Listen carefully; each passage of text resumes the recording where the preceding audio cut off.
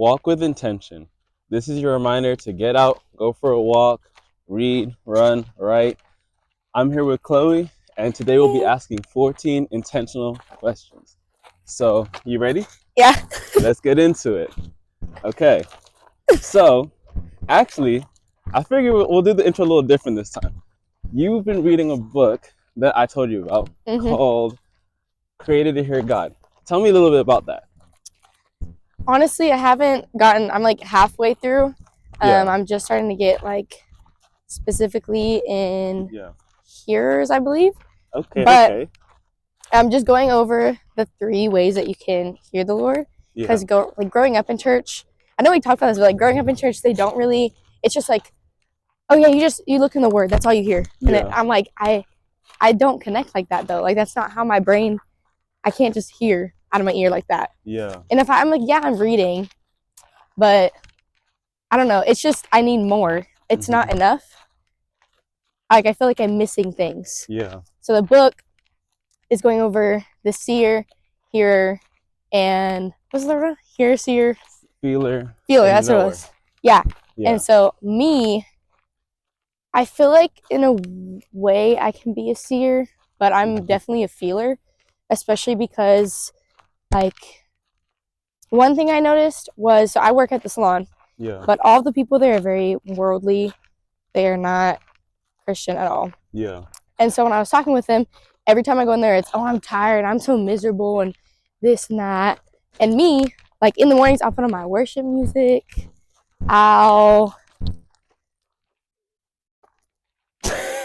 Let's slow down. Yeah, you're good. There you go. But me, I like walk in a room and I can feel it. I can sense it because I'll get tired like in an instant. Just because I didn't notice that though. I was like, why am I like this? Why am I feeling this? But I had to notice that it was just other people's emotions and feelings and it wasn't mine, because I was like clicking into it and I was like, I just go straight into their mindset. Yeah. And I was like, I can't wake up. I can't like be energetic almost for some of these kids. So I don't know. It's really cool though. But I definitely, I know I'm not a hearer. I definitely am a feeler, I will say. Okay. I rock with it. And just for context, feelers sense God through like the way they feel certain things. Hearers sense God through words. Seers like get like pictures and images from God. Dreams. And then dreams. And then knowers, like it's like they get little downloads. So it's cool. You have to read the book. But I just wanted to intro with that because I found the book to be really helpful, and I'm finding it. Yeah. It's a good book for sure. So okay, now for the actual interview. Okay, first of all, how are you today, and why? I am pretty good. Honestly, really chill morning. I was up late, so I slept in. Really? I needed that sleep. I woke up, and mind you, I'm farm standing for my sister right now. So I woke up early, took care of them, and I came back inside and like sat on my phone for maybe like 5 minutes and like instantly fell asleep until maybe like 1. Yeah. I was out. Okay. So I got good sleep. That's valid. I'll take it. That's what's up. Okay. We are coming up on a little bit of a dip, so we're gonna slow down for a second. And next, who or what or who lights up your life?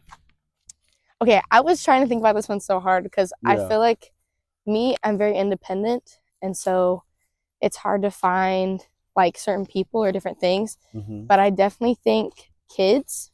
I mean, one, I do work with kids, but also at EMIC with Super Kids. I left and came back, and like instantly, I get so excited just to see their faces. Like it lights me up. Especially because they're like, oh my gosh, I missed you. Oh my gosh, I love you. And I'm like, I love y'all too. Yeah. It warms my heart up. But I definitely think that, it just lights up. It lights me up. That's what's up. Kids. Okay. So Super Kids is kids ministry? First through fifth grade. Okay. First through fifth grade. What's your favorite age group in there? Oh, that's kind of hard. I feel like it just depends on kid, because some of, like, if they're in first grade or something, some of them are chill, some of them are just really bratty and mean. Gonna be so honest with you. I still love them, but sometimes they do. Yeah. I feel like maybe like fourth grade, second or fourth grade. Okay. I feel like in between there. Yeah. That's a bar. Okay. All right. Next question. What would you do if you knew you could not fail? I could do so many things. Pick, like the top tier one, like the one that would make you feel most accomplished. I have always wanted, maybe not always, but for a while, I've been very set on like wanting land, mainly because of my sister. Yeah. But because after she got land, I shout out Hannah and Kale. I love you.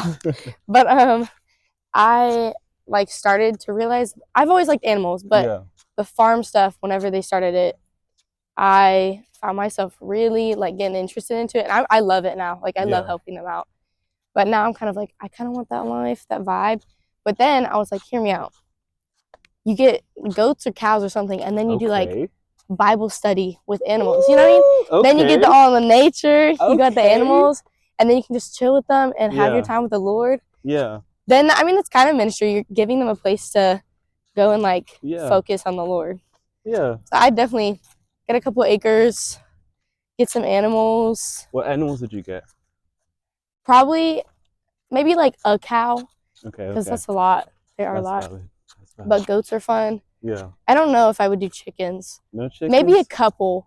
Maybe a couple? Probably a couple. You need some eggs, right? Yeah, so probably like, maybe like, I don't know, 10 of them maybe. Yeah. That's a decent amount. And then, goats. Let's off-road, because I think we're going on to... Yeah. It's right down there, isn't it?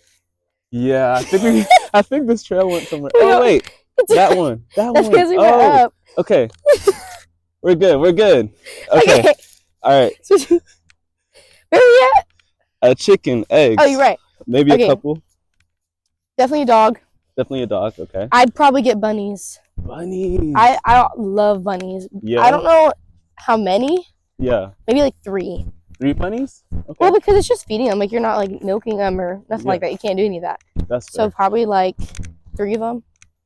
3 to 5. 3 to 5 bunnies? It's a good ratio. Yeah. 3 to 5. Okay. Are they hard to keep up with? Kind of. Okay. Like, it's the same thing kind of as a cat, where you have to like trim their nails, brush them. Maybe not brush them as much, but definitely trim the nails. For sure. Yeah. No, they're just really sweet. Yeah. They're cuddly, so I will definitely have bunnies for sure. That's what's up. That's the whole... It's the life. It's the vibe. Okay. So, next question is, are you finding your dream job? And can I say, this is actually really fun doing this, because it feels like doing with the sibling. You know, Alad, you're next. Shout out Alad on the camera, by the way. But it feels fun. So, okay. Are you finding your dream job, or are you creating it? Definitely creating it. I mean, being a hairstylist, I don't want to just like be like, yes, it's fun cutting hair, but I think the big goal is to have my own salon at some point. Yeah. But make it more godly environment. So I had a couple ideas actually, like for making it more Bible themed. Okay. Putting on veggie, because they have like TVs in there. Kids watch movies, and I'm like, do Veggie Tales. 3, 2, 1 Penguins. I need Super Kids to watch that. Shout out. I love 3, 2, 1 Penguins. Yes. Don't sleep on that show. That thing is good. Yeah. So I definitely would love to do that. Yeah. And then have like a little coffee or smoothie bar for parents. Come on. I got ideas, I tell you. Yeah. Either that or like kids ministry. I don't know where I want to go in kids ministry, but I definitely feel like especially because I mean, me being a super kid, but going into middle school and high school, I always loved being in super kids. And when I took that break, I kind of forgot about it. And then when I got back into it, I forgot like how much joy it brings me. Again, kids lighting it up for me. But whenever I got told to go back in there, I was like, oh, kids ministry. Like it came up and I was like, that feels right. Yeah. That feels like, so either one of those two paths, like creating. Yeah. I mean, I can do ministry within the hair industry. Yeah. But I definitely would love to go into kids ministry, whether it's like backstage, because that's what I do now. Yeah. Like backstage, or I mean, you never know. The Lord could have me minister to kids. Exactly, I don't know if I see myself as that right now. Yeah. But it's definitely letting the Lord lead, seeing if that's like exactly where He wants me to go. Yeah. I don't personally like public speaking. I never have. But neither did Moses. Exactly. You never know. So it's just, yeah, one of the two. But definitely creating it in either direction. Yeah. I like it. Okay. Question then. You've mentioned ministry a lot. What does ministry mean to you, if you had to describe it, someone who didn't know what that was? I feel like for kids, that's really hard to explain. I'm trying to think of how I would explain to a kid or a super kid, because it's more just like you're guiding them into, I guess you could say, like the beginning of their relationship with the Lord, but kind of just showing them the ropes. Yeah. That way they can actually like start to take their relationship with the Lord in their own hands. Yeah. I felt like as a super kid, I mean, yes, they talk about it, but like I needed someone to be in my face and be like that's your relationship with the Lord. Yeah. It's nobody else's. But like I feel like I needed that. So I definitely feel like it's just showing kids the beginning of the ropes, how to start your relationship with the Lord, how to spend time with Him in the early age. Yeah. So you can find out your calling, you can find everything else. Yeah. Earlier. That's what's up. That's what's up. Loving on them kids. That's always a goal. These breaks are just to make sure that our cameraman doesn't disappear on us. This is a very bumpy. A lot of bumpy spots. Okay. So the next question. I like that explanation though. Guiding them, helping them get the ropes, and realizing that that's their own relationship with God. That's huge. Okay. Next question. If you could create a solution to any problem, where would you begin? I'd say probably, thank you, probably the like look on love, because I mean, even like where I'm at, we have like a lot of LGBTQ people. My coworkers are very like support, and they know I do not support that. They're like, are you homophobic? And I'm like, I don't like the choice they're making. Yeah. I love them as a person, but that decision, that self, I'm not gonna agree with. Okay. But I love the person. Yeah. And so they're like, what does that mean? I'm like, well, that's exactly what I said. Loving the person. But definitely trying to just have people's eyes look differently on love, because they also look at it as a person. That was one thing whenever I was looking at, like in high school, they would always talk about like a big thing. I mean, high schoolers are like, I want a boyfriend, I want a girlfriend. Yeah. And so they're trying to fill a void that only God can fill. It's a God-sized hole. But you can't fill it with people or with a thing. It has to be with God. And so I definitely feel like with that community, they're trying to find something to love. And it's like, you're not looking in the right place. Exactly. So I definitely think I would have people look at love in a godly manner. Yeah. That's what I'd change. And it's cool too that you talked about love as a person, or trying to find love in a person, because we know love as a person, like love is God. But it's like when you look for love in the wrong places, you try to fill it with the closest thing you can find to the actual thing. And then it leads you in a place that you're not supposed to be at. Yeah. Because you're following that feeling with someone or with something.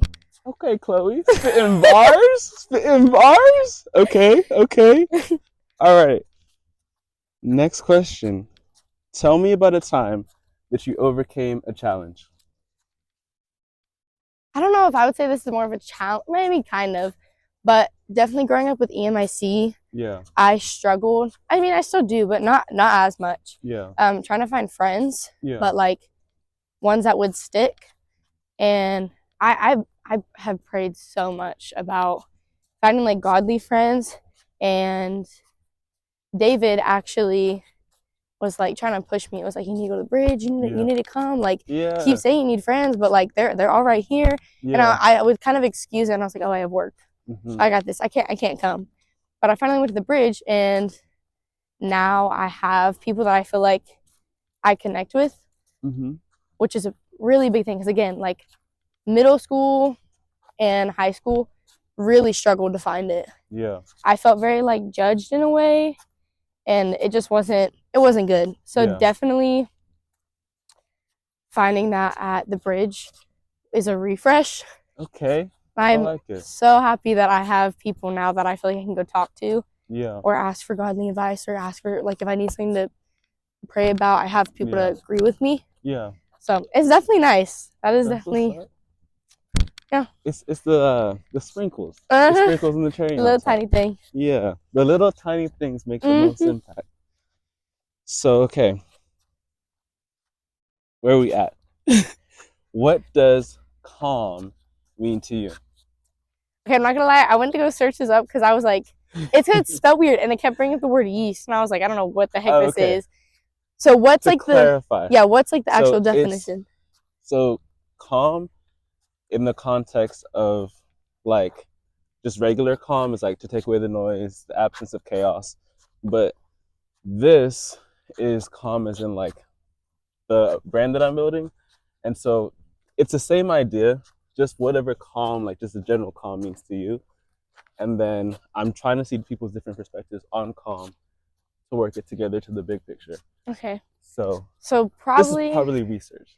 Yeah. Like that. Yeah. To me, that's sounding more like finding peace in Christ. Yeah. There's a lot of anxiety in the world. So much. Everyone kind of, they like put it on a chain. Okay. They wear a chain. That's literally anxiety. So many girls, you go into high school and all of them are, I have anxiety, I'm scared, but they don't do nothing about it. They just let it fester their minds. And I actually remember, don't run to the pool. There we go. Okay. There's also one up there, you're going to watch out. But I remember in high school, I think it was my sophomore year, my junior year, where I was like constantly reading, and I was like, Lord, like show me answers, like show me what I need to be doing. Mm-hmm. I'm scared. And every single time I read, the Lord kept bringing me up in Philippians, I think it's like 4:6, where it's like, do not be anxious, give it to the Lord and he'll give you peace that passes understanding. Yeah, there you go. Yeah. And so like constantly, and everywhere I looked, I think it was like Galatians 2, just all like constantly, that's all I kept reading was just peace.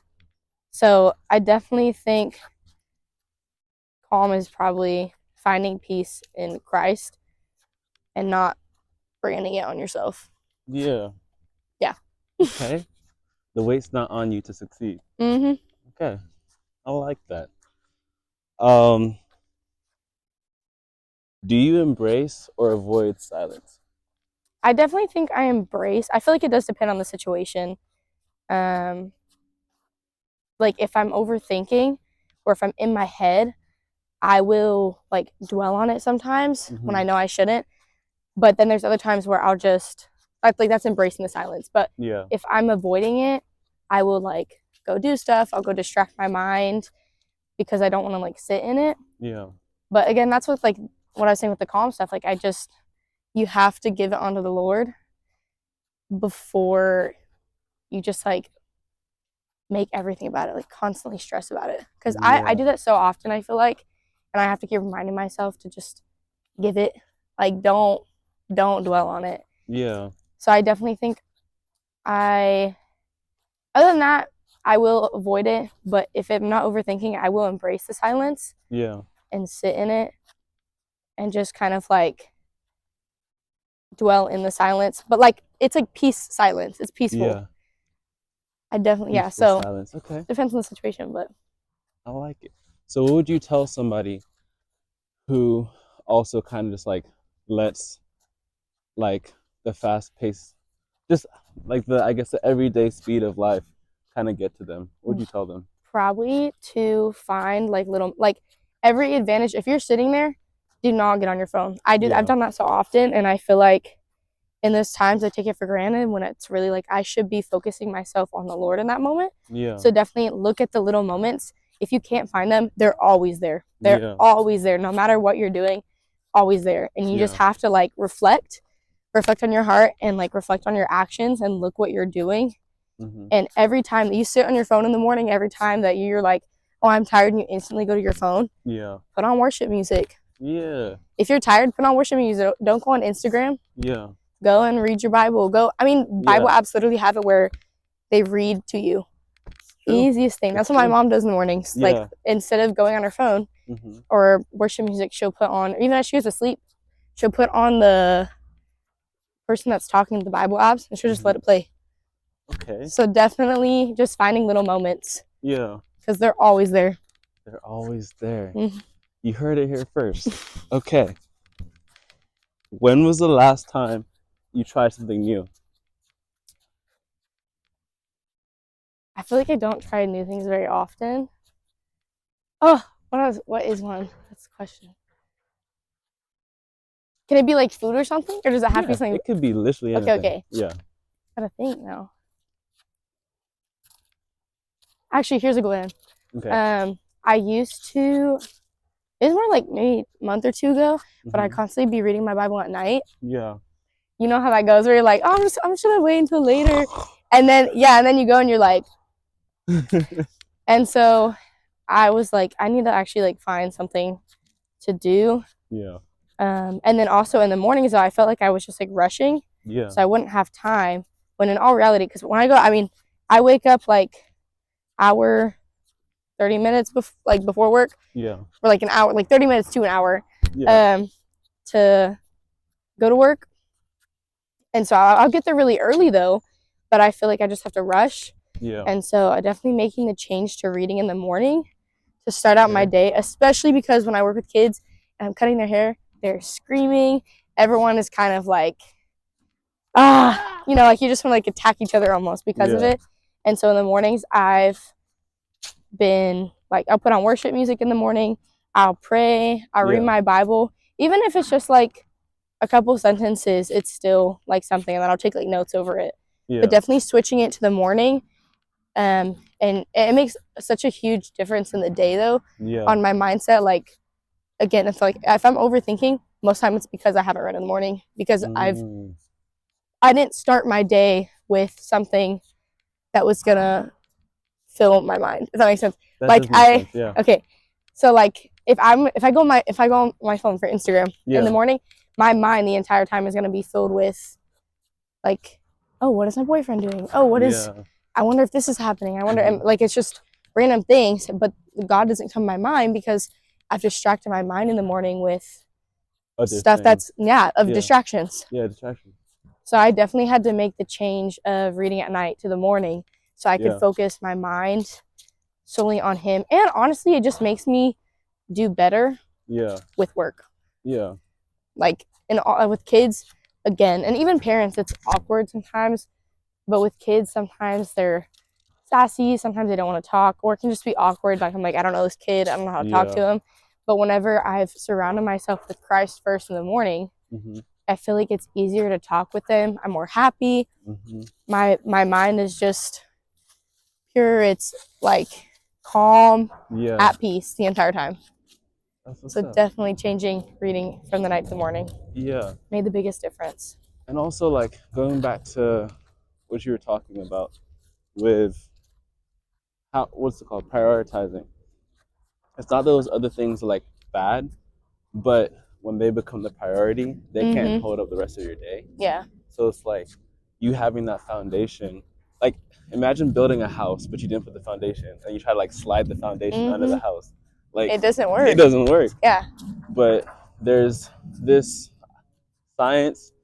I need to actually like get better at like quoting the actual thing, but I did read it. There's a science that says that when kids are born, the first thing that they do is they look for the eyes that are looking for them. And it's something that like as a child grows up, they just naturally look for the eyes that are looking for them. That's why like children pull up on faces and all of that. They're like sponges. They soak in everything. Yeah, because they're looking for the person who's already looking at them. And how cool is it that like you see that as a child, but everything that you see in children parallels to our relationship with God. And so it's like when we wake up, like the first face that most people look at doesn't even have a face to greet you back with, like your phone screen. So like you can open your phone with your Face ID, but your phone doesn't give you a smile in the morning, doesn't say hello, any of that. But it's like we were also designed to look for the face that's already looking at us. So looking at God in the morning, even just a good morning, like it doesn't even have to be big. It takes like 3 seconds to be like, good morning, Lord. Strengthen me today. That's it. It doesn't have to be anything big, but it's just like the appreciation of like acknowledging Him. Because we go throughout the day kind of like, I mean, yes, we're busy, we're doing stuff, but I feel like sometimes you just kind of ignore it. I do that when I'm cutting hair. I'm focused. I'm not like, oh, what is the Lord like staring down at me right now? Like, it's not gonna be every single 5 seconds. So it's crazy. Also, one of the places I realized that when I was younger, actually I was in 1440, which is the youth at our church, and we went to there was a message, and they were talking about how like you can talk to God like a friend, and I don't know what it was, but I was like, no way. I drove home. I was kind of like, that's not true. And then I just sat there in the car, and I was like, just talked like I was talking to a friend. And by the end of it, I was like, oh my goodness, that feels really good. Like it didn't feel like I was talking to somebody like way out there, or I was being disrespectful. But it actually felt like I was talking to like somebody in the passenger seat. And it made me realize, okay, wait a second, I have this flip. I think that like I gotta come a certain way, I gotta come in proper, I can only come in on certain days. See, that's the thing, even with church, it's like people are like, oh, you have to be, it's full of broken people. It's not full of perfect people. Only broken. So it's like, no matter how you are, go talk to God. He's not gonna like turn you down. Exactly. And that's the best place to get like what's it called, strengthened for whatever He's called you to do. Because if you look at everybody from Adam downwards, right? Most of them, like the beginning, like Moses had a stutter.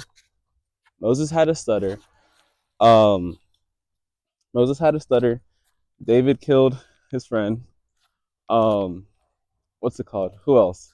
Paul. Saul. Did you say Paul? Saul tried to kill David. Paul used to kill Christians. Like they all started off in certain places, but I feel like if you look at people's lives and you see how they like I feel like the biggest missing piece was whether or not they turned to God. Because like David and Saul both made mistakes, but David turned to God. Saul didn't. And I was reading, me and JD, you know JD, me and JD, y'all know JD too, but JD spotted out the point that whenever Saul messed up, he kept referring to God as Samuel's God. He didn't refer to him ever as his own God. So it was like, you're God, and I knew the way the Lord your God was, so go talk to the Lord your God for me. But he never ever took like, that's my God too. He didn't take it to heart. He didn't take it to heart. And I feel like that's why the consequences fell so fast for him, because he never recognized like, no, like you have the same responsibility that Samuel does.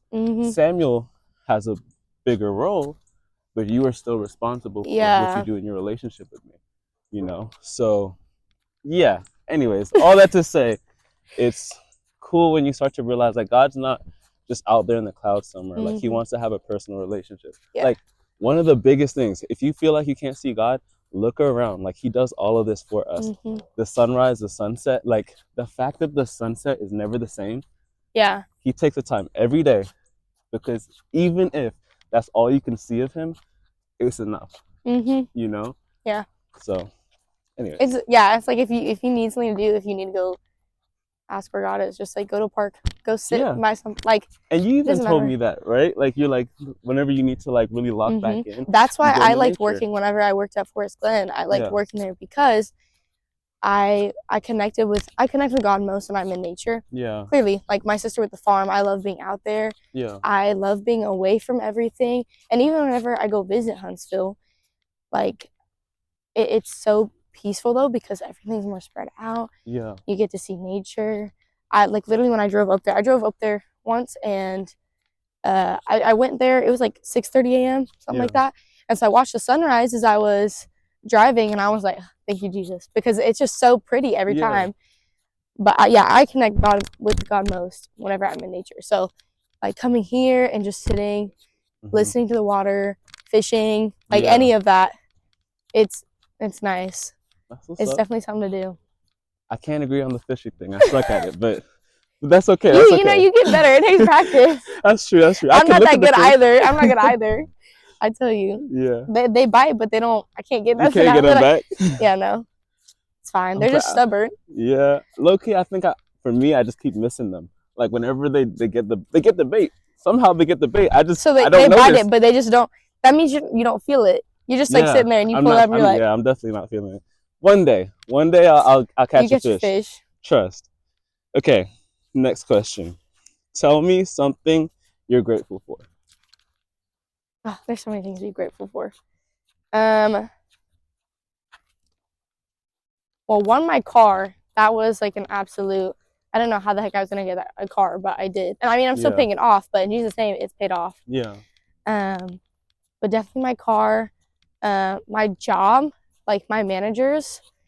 I am so grateful to have a job with managers that are very, very flexible. Yeah. And not strict.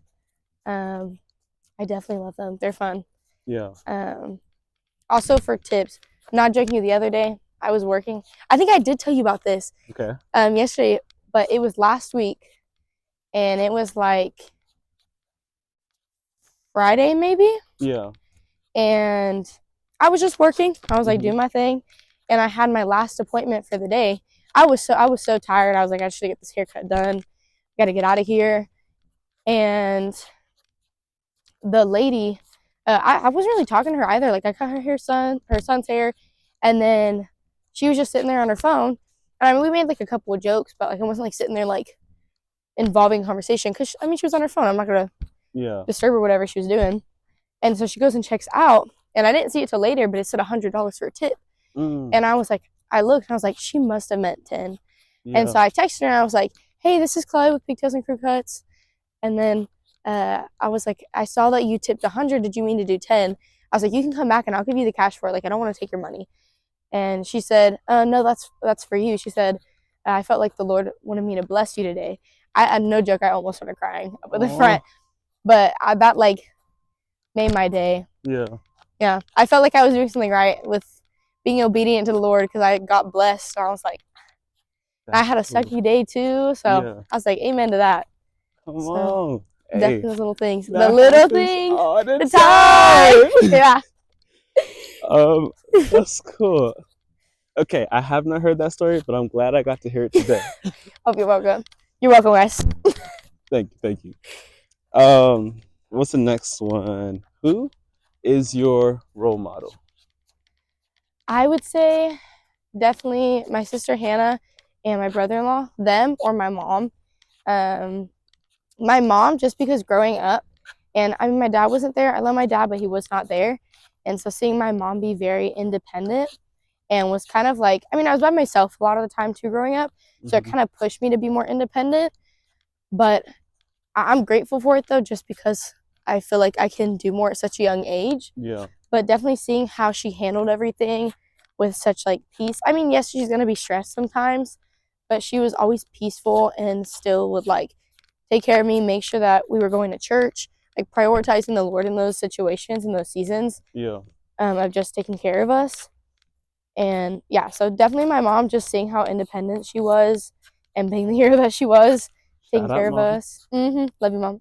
And then Hannah and Kale, just because they have helped me so much, like with everything. If I need anything, they always have my back. Yeah. But seeing how like the godly marriage they have and just seeing how they interact with each other, how they deal with situations, and being successful with their homestead and their mini businesses, like selling eggs and all of that. I was gonna go catch him. Selling eggs and all of that.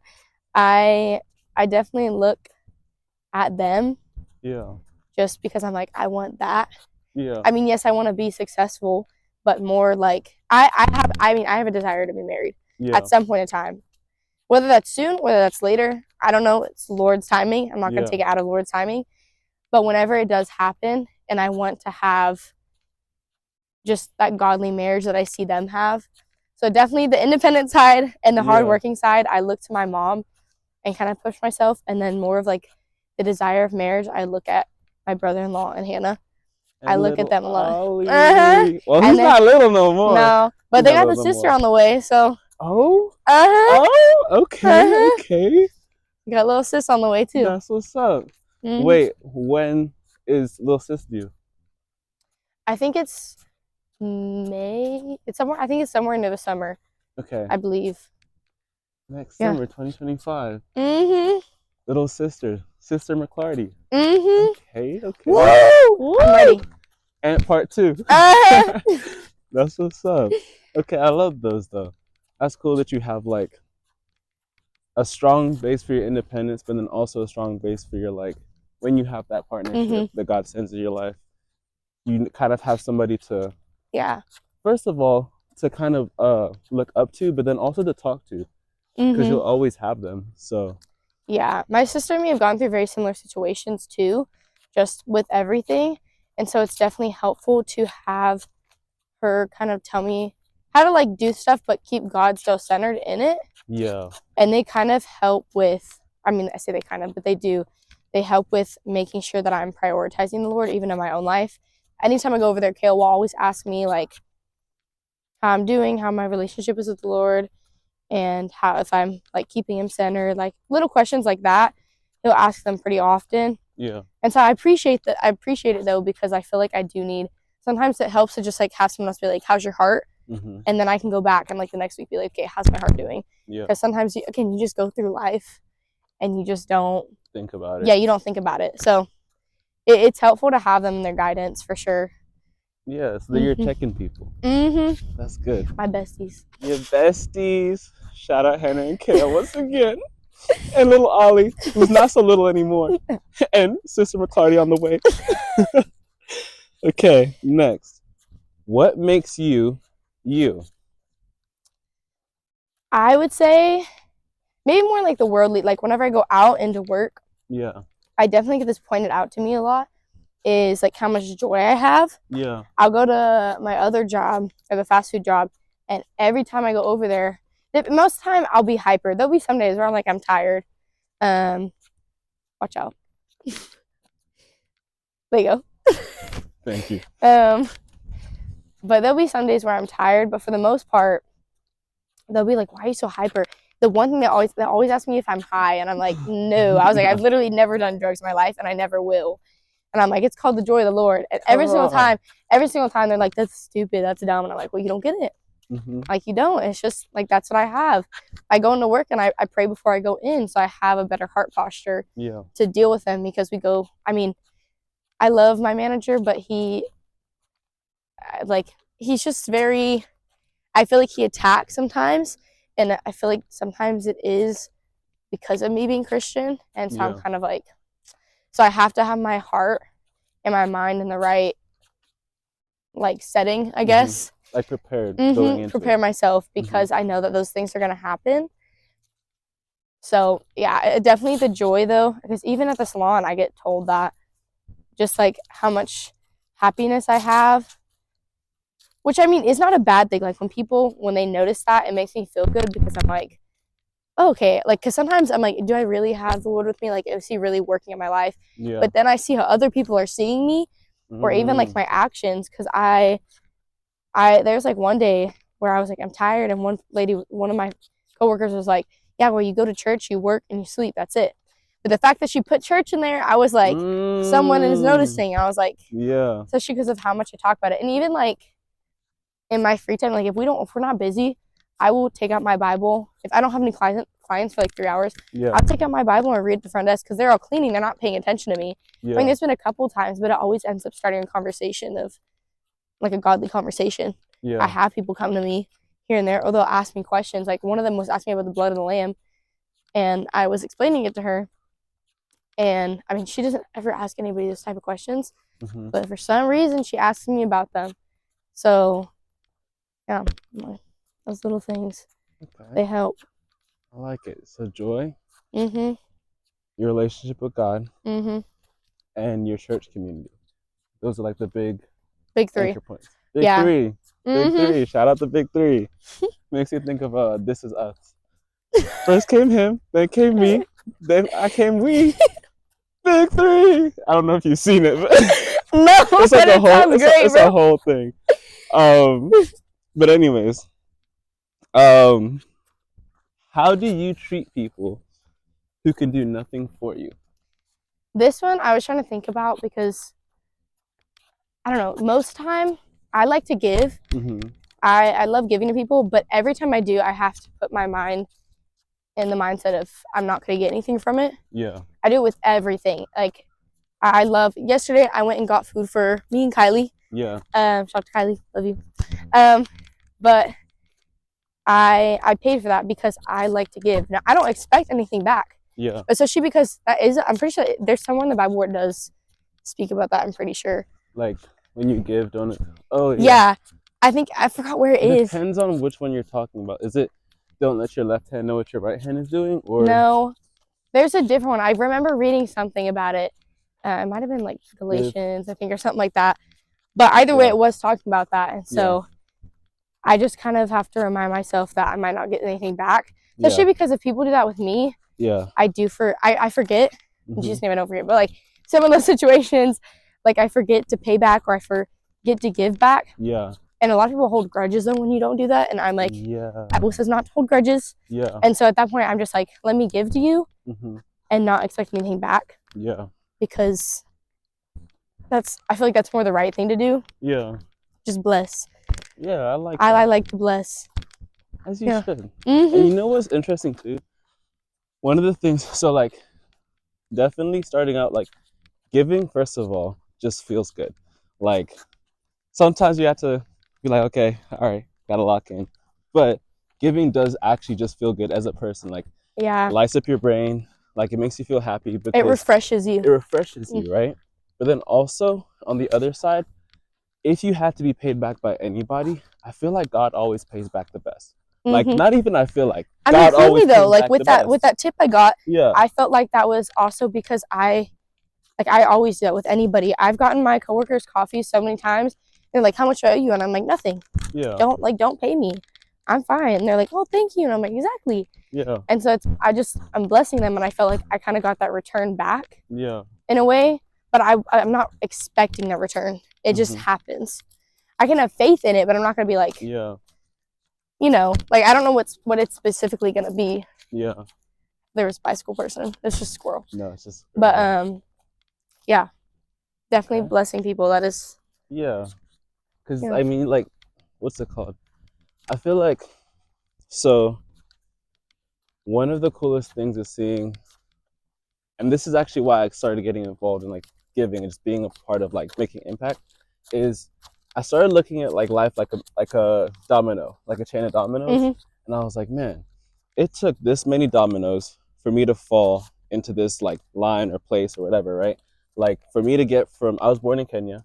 For me to get here, certain dominoes had to fall so that I got from Kenya to England to Maryland to Texas, right? But then even along that path, there were some obstacles that came up, different things that happened, and there were different people who came in and spoke into my life, so that how I think now isn't how I would have thought based on those obstacles, right? Yeah. And so it's the climb. Exactly. We've literally been talking about that, yeah. And you wouldn't always think that it has the biggest impact, but for some people, like, you could be the last thing that they're like, you know what, I'm done, like, I don't care anymore, like, if something doesn't happen soon, and then you do something, you step in, and that could be the like life-changing moment for somebody. That could be the moment that they realize, you know what, like, life isn't as bad as I thought it was because Chloe exists. Life isn't as bad as I thought it was because Alad exists. Life isn't as bad as I thought it was because Shalom exists. Because whatever your action was, God, I feel like this is the best way to paint it, but God gets to partner with people who like giving. If that makes sense. Like if he knows, okay, you know what, I need to reach this person, and he knows, Chloe, trust me, all I got to do is put Chloe in the path of this person, and it'll take care of the rest. Yeah. You know? So I think there's a bigger picture to it. Yes, there's giving and not expecting back, but sometimes we don't think about the impact of our giving. Like, you may never hear right now all the impact of the things that you've done and cared for people with, but in the long run, there'll be people who come back and they say, you know what, Chloe, when you did this, it changed my life forever. And I think that's one of the things that, like, when I started hearing those I started hearing those like a few years ago, and I was like, okay, this is bigger than Yeah.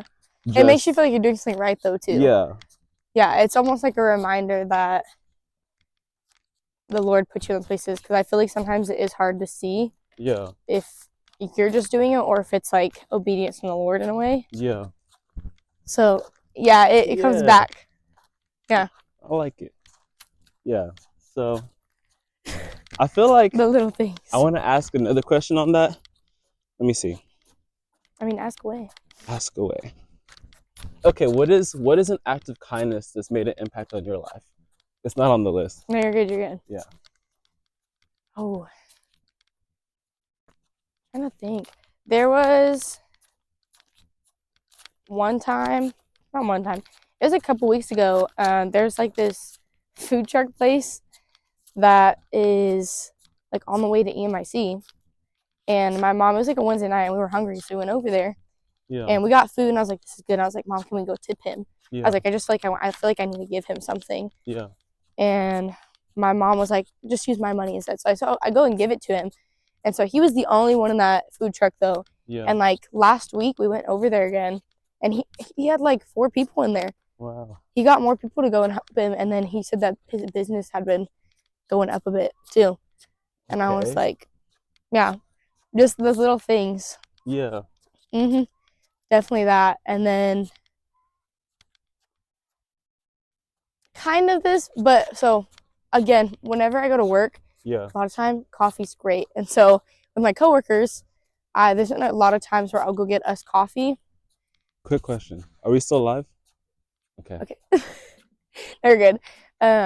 Also watch out because there's another pole back there in the middle. But I love to bless them with coffee all the time. But I definitely, I don't know, it does come back, because there's been a couple times where they've just been like, surprise, here's this. And I'm like, oh, thanks. I think the first one though was more just because I gave him money and blessed him, and I prayed over it and gave it to him. Yeah. And it made an impact. Those little, the kindness and giving. Okay. I don't know if that makes sense or not, but no, that makes perfect sense.